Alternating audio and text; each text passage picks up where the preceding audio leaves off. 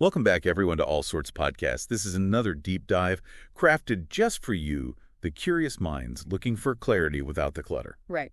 No endless scrolling here. Exactly. We cut through the noise. Today, we're zeroing in on the world of stealth fighters, specifically the American F-35 Lightning II.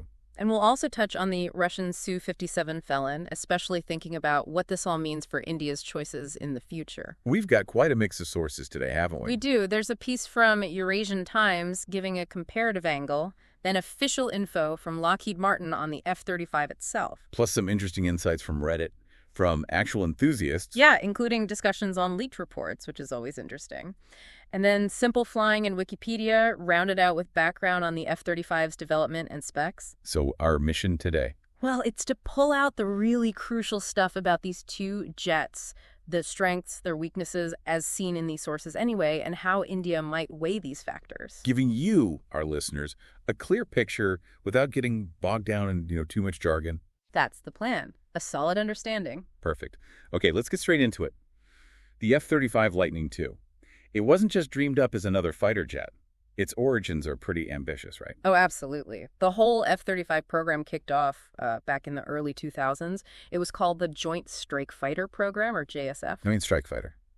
And the goal. Well, the big idea was to create one next-gen stealth fighter that could replace a whole bunch of older U.S. military planes. Which ones are on the list? You're looking at the F-16 Fighting Falcon, the A-10 Thunderbolt 1.5, the Warthog, the FA-18 Hornet, though not the newer Super Hornets, and the AV-8B Harrier jump jet. Wow, that's a diverse group. So they wanted one airframe to do all those jobs. That was the initial very ambitious aim, and a huge part of the strategy was cost saving through commonality. They originally hoped the three variants would share something like 80% of their parts. 80%, that sounds optimistic. Did they hit that? No, not even close, actually.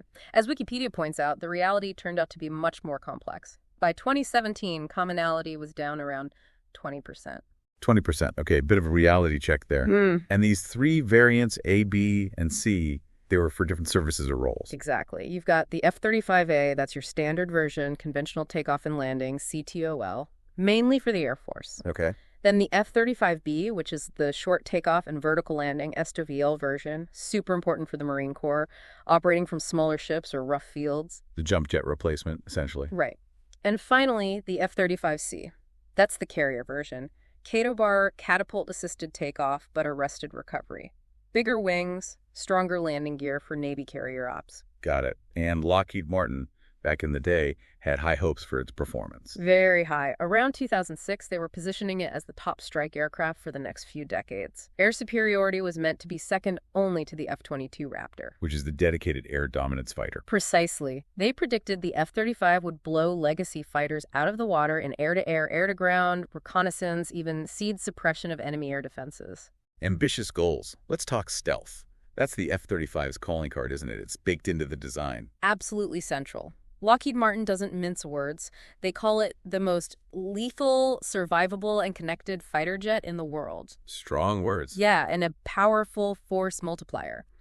A lot of the redesign work focused specifically on those stealth features, plus advanced avionics and propulsion. What about the tech that helps it see and target? It's got the electro-optical targeting system, EOTs, that gives it precision targeting for both air and ground threats. And that 360-degree awareness system. That's the Distributed Aperture System, DAS, from Northrop Grumman. It uses cameras embedded around the aircraft to give the pilot an incredible, almost see-through-the-plane view. That DAS system sounds like a real game changer. I saw mentions of that on the Reddit discussions, too. Oh, yeah. Enthusiasts on Reddit rave about the F-35's situational awareness. Some even say it's like having an AWACS, an airborne command post, but with faster data processing right in the cockpit. Better than an AWACS. That's a bold claim. It speaks to the level of sensor fusion and data processing on board. But, Reddit also brings up nuances about stealth. Like what? Well, some concerns about how effective the stealth is on the underside, especially against ground-based L-band radars. L-band? Those are the longer wavelength ones. Right. They can sometimes detect stealth aircraft, though maybe not well enough to guide a missile accurately. The counterpoint, also on Reddit, is that its stealth is really optimized against X-band radars. And those are the ones used by SAMs, surface-to-air missile systems, for actually targeting the aircraft. So the argument is it's stealthy where it counts most against the immediate threat. Makes sense. Prioritize the targeting radars. Now, maneuverability, that's another hot topic. It often gets painted as, well, a bit of a brick compared to older jets. Yeah, that's a persistent myth, or at least an oversimplification. Reddit users often push back on that. What do they say? They point to airshow displays where it pulls off impressive maneuvers and pilot testimonials that say its handling is actually quite good, maybe comparable to an FA-18 Hornet. The Hornet's pretty agile. It is. Now, there was that leaked 2015 report, which Simple Flying and Wikipedia mention. It suggested the F-35 was less maneuverable than an F-16 in certain test setups. Ah, so there was something to it. Kind of, but context is key. It was a specific test aircraft, likely with software or physical limitations at that stage of development. The core design philosophy isn't really about winning traditional dogfights. Right, it's more about. It's about seeing the enemy first, engaging from long range, and disrupting their whole kill chain, their ability to detect, track, target, and shoot. It uses its sensors and stealth to avoid getting into that close-in fight if possible. So, see first, shoot first, avoid the merge. That's the idea. And it's designed to do that not just on its own, but as part of a bigger network. Ah, the network-centric aspect. Tell me more about that. Lockheed calls it the most advanced node in a 21st century security network. Think a joint all-domain operations connecting air, land, sea, space, cyber. Sharing data seamlessly. Exactly. The F-35 gathers tons of information with its sensors, analyzes it, and shares the critical bits securely across the network, making everyone more effective. Any real-world examples of that? Yeah, there was the Ramstein flag exercise in April 2025. A Dutch F-35 shared classified data in real time with their command and control center.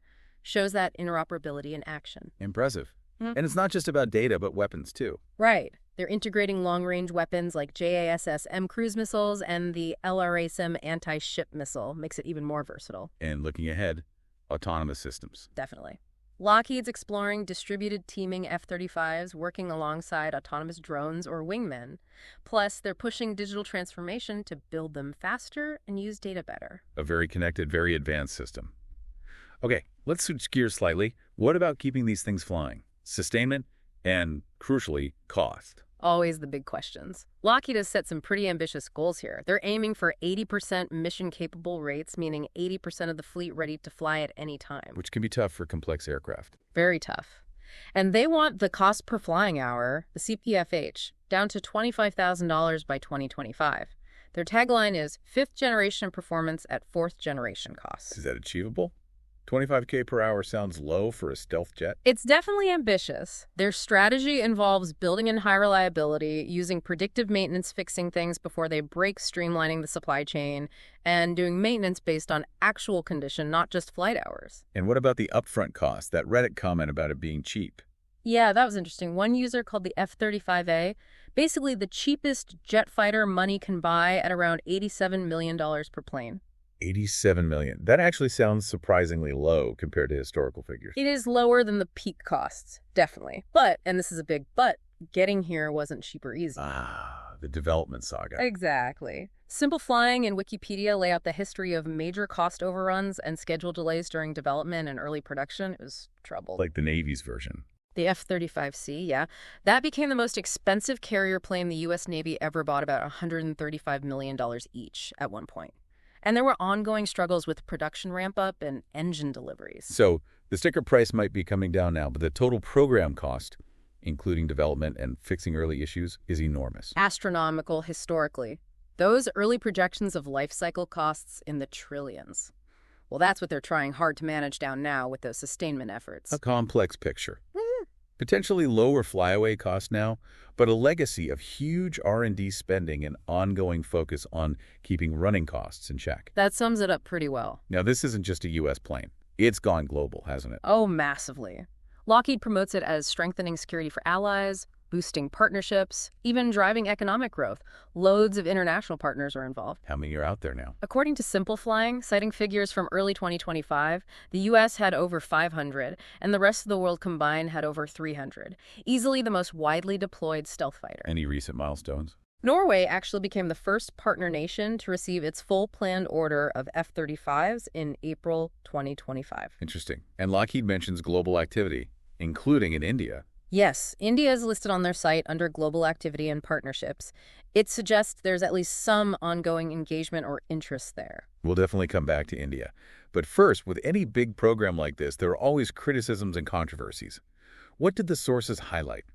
Well, Reddit and Wikipedia cover a fair bit. Early on, there was huge debate about the cost and whether it was even necessary versus just upgrading older planes. The classic too expensive argument. Right. And the perceived lack of agility compared to the F-22, although, as we discussed, pilots seem to think its agility is actually decent. That story about the F-16. Yeah, the F-16 beating it in a dogfight simulation, that apparently got taken way out of context. The F-35 involved was a test jet with specific limitations. Okay. Any other points? Some on Reddit just find it aesthetically unappealing. Ugly, basically. Uh-huh.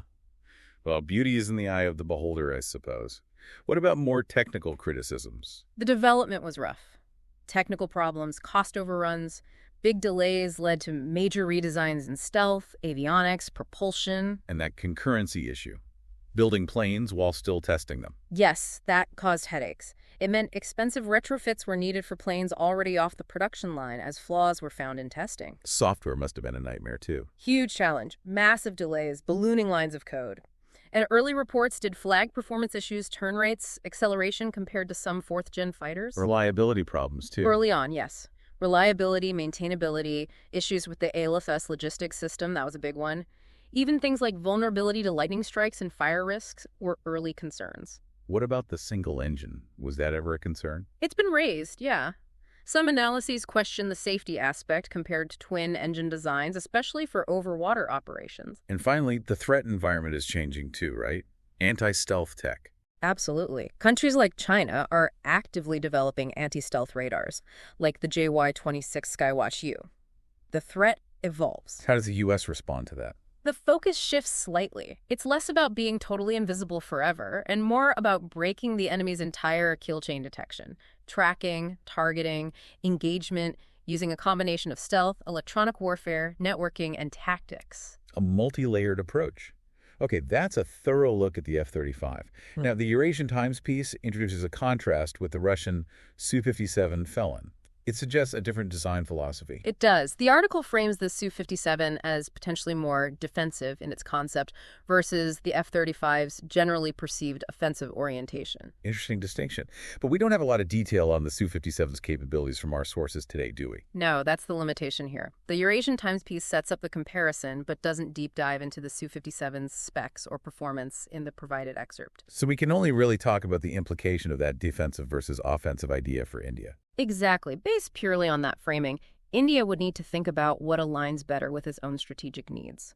Is it about power projection and network integration, which sounds more like the F-35 narrative? What? Or is it more about national air defense, perhaps operating more independently, which might be what the defensive label hints at for the Su-57? Again, this is speculative based on that one article's angle. Understood. It's a potential difference in focus. And we know India is listed on Lockheed's site.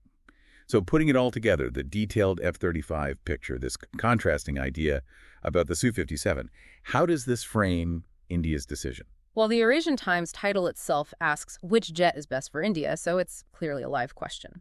India's choice would involve weighing the F-35's known strengths, the networking, the global user base, its maturity now, despite early issues, against whatever the Su-57 offers, which, based on the Eurasian Times hint, might be framed as more defensive strengths. Plus, undoubtedly, factors like cost, technology transfer, geopolitical alignment would be huge, though our sources don't detail those for the Su-57. So the Lockheed Martin mention suggests the door isn't closed on the F-35 for India. It certainly implies some level of interaction or interest, yes. For our listeners, the learner, understanding this potential strategic fork-in-the-road offensive network fighter versus maybe a defensively oriented one, is really key to grasping the stakes for India's Air Force. This has been fascinating. So to quickly recap, the F-35 stands out as this globally adopted, very high-tech, network-focused platform. It had a rough start, cost-wise and technically, but seems to be maturing. Right. While the Su-57, based on the limited view we have today, is presented as potentially a more defensive alternative, though the specifics remain outside our current scope. And India faces this critical choice, balancing these different capabilities and philosophies against its own strategic goals. Precisely. We hope this deep dive has distilled the essence from our sources, giving you a clear, concise overview of these complex aircraft and the decision facing India. Absolutely. Now, just one final thought for you to ponder. Given India's unique place in the world, its specific security challenges, if you had to prioritize just one thing, what would it be? That offensive edge, the network dominance and interoperability offered by a system like the F-35. Or perhaps a more defensive posture, focusing on technological superiority within its borders, potentially represented by a different approach. Which capability should be paramount? It's a tough question with no easy answer. Something to think about. Definitely. And if the winds of knowledge from this deep dive have lifted your understanding, well, let your appreciation take flight. Soar over to the All Sorts podcast on YouTube, hit subscribe, and join our ever-expanding squadron of inquisitive minds. Yes. Share this with anyone else who seeks knowledge, and check out our archive for other deep dives we've charted. And don't forget to follow the All Sorts podcast across the digital skies. Find us on X, Instagram, and Threads. The conversation always continues there.